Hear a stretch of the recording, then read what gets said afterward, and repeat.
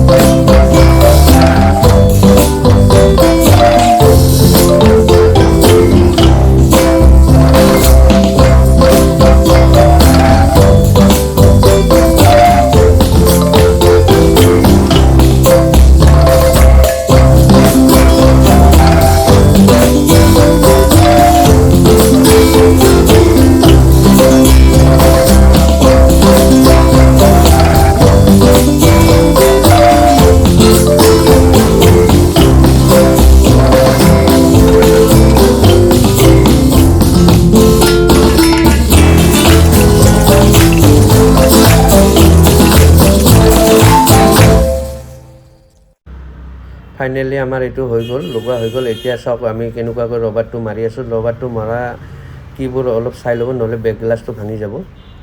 ৰবাৰটো মাৰোঁতে অলপ চাই চিন্তি মাৰিব। অলপ ঘন কৰি মাৰি দিলে লাষ্টিংটো মানে বস্তুটো ভাল ফিটিং হয়। পাতল কৰি ৰবাৰ মাৰি দিলে বেছি দিন লাষ্টিং নহয়, ভাঙি যায়। ভাঙি গ'লে আৰু ওলাই পৰি যায়। এতিয়া আমি ফ্লাছ লাইটটো চাই ল'ম। বেছিভাগ মানে ফ্লাছ লাইটৰে প্ৰব্লেম হয় এইটো বেক গ্লাছ কাটিং কৰিলে। ফ্লাছ লাইট প্ৰপাৰ আছে। এতিয়া আমি কাষ্টমাৰক ডেলিভাৰী কৰি দিম। ভাল লাগিলে ভিডিঅ'টো যদি আপোনালোকৰ ভাল লাগে লাইক ছাবস্ক্ৰাইব কৰি দিব। আপোনালোকে ছাবস্ক্ৰাইব কৰিলে তেতিয়াহে আমি আৰু ভিডিঅ' বনাই ভাল পাম। আপোনালোকে এনেকুৱা ভাল ভিডিঅ' চাই থাকিব পাৰিব।